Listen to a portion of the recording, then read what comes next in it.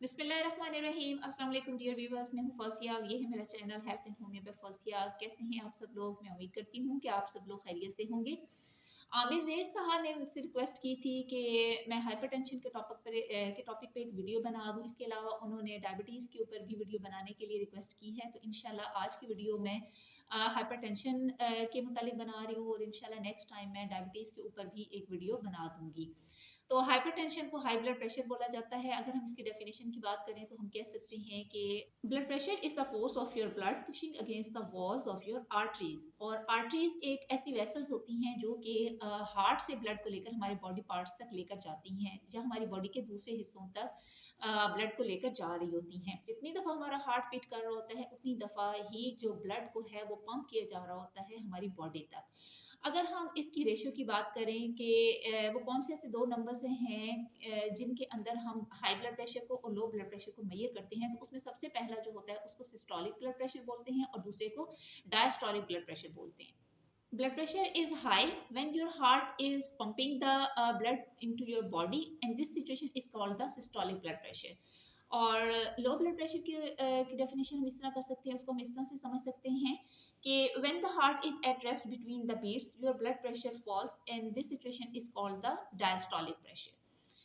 Systolic numbers जो होते हैं वो हमेशा डायस्टोलिक से पहले आते हैं, और इसको लिखने का भी एक खास तरीका होता है कि जो सिस्टोलिक प्रेशर होता है उसको हम टॉप पे लिखते हैं, डायस्टोलिक को हम जो है वो नीचे लिखते हैं, और इसको हम इस तरह से पढ़ते हैं जैसे कि एक नॉर्मल ह्यूमन बीइंग के ब्लड प्रेशर की जो रेशो होती है वो 120/80 एम एम एच जी होती है।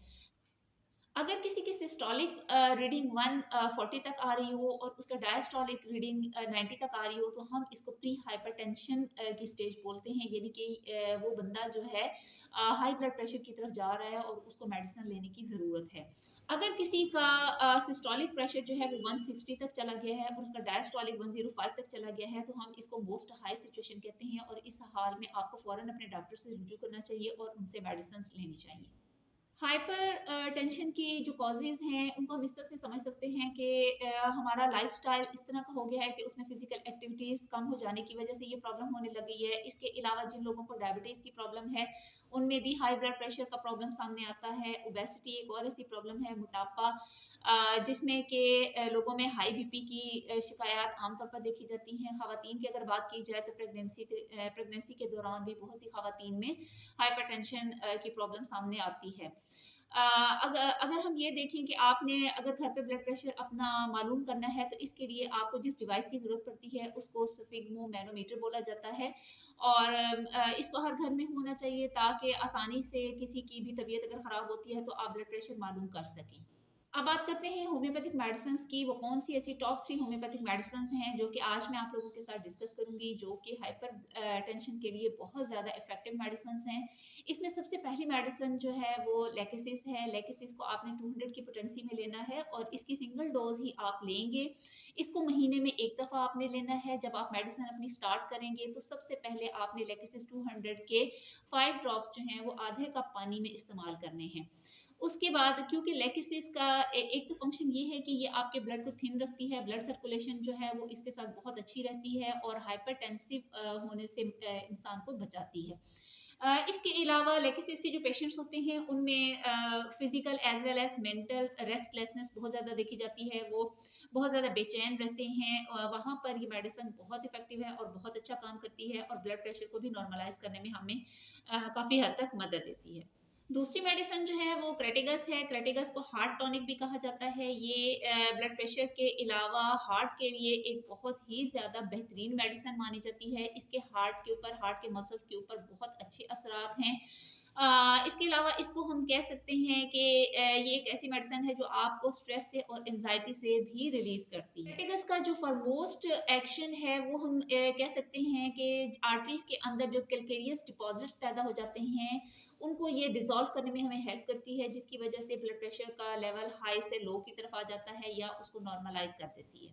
क्रेटिगस की बेहतरीन फंक्शनिंग देखी गई है एंजाइना के पेन में, जिसको कि हम हार्ट का पेन भी कह सकते हैं, और चेस्ट के ऊपर जब बहुत ज़्यादा प्रेशर बिल्ड हो चुका हो, पेन बहुत ज़्यादा हो रही हो, वहाँ पे भी क्रेटिगस का इस्तेमाल बहुत ही ज़्यादा कारआमद साबित होता है।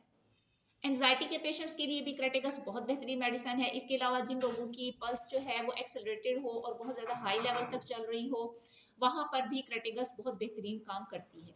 इसके अलावा ये हार्ट मसल्स के लिए भी एक बेहतरीन मेडिसिन है। आपने इसको 30 की पोटेंसी में लेना है, सुबह दोपहर शाम इसके 5 ड्रॉप्स इस्तेमाल कीजिए, इंशाल्लाह आपको इससे बहुत ज़्यादा अफाका होगा। जो दूसरी मेडिसिन इसमें इस्तेमाल की जा सकती है और जो बहुत ज़्यादा फ़ायदेमंद है, उसका नाम है रोल्फिया सर्पेंटिना। इसको मदर टिंचर में इस्तेमाल करवाया जाता है। रोल्फिया एक टॉप ग्रेड रेमेडी है, आप कह सकते हैं कि हाई ब्लड प्रेशर के लिए, और हाई ब्लड प्रेशर को नॉर्मलाइज करने के लिए इसकी अफादियत बहुत ही बेहतरीन है। रोल्फिया का जो काम है, एक तो इसकी ये क्वालिटी है कि ये एंटी हाइपरटेंसिव मेडिसिन है। इसके अंदर इस तरह की क्वालिटीज़ पाई जाती हैं कि ये हाइपरटेंशन को ख़त्म कर देती हैं। इसके अलावा एंजाइटी और स्ट्रेस, जैसा कि मैंने क्रेटिकस में बताया था, वहाँ पर है, और बिल्कुल रोल्फिया में भी इसी तरह से ये मेडिसिन भी एंजाइटी के ऊपर और स्ट्रेस के ऊपर बहुत अच्छा काम करती है। रोल्फिया का एक और बेहतरीन काम ये भी है कि जिन लोगों को नींद ना आती हो और उनको इंसोम्निया का प्रॉब्लम हो, वहाँ पर भी ये अच्छे असरार दिखाती है और नींद ना आने के मसले को भी ख़त्म करने में हमें काफ़ी हद तक मदद करती है।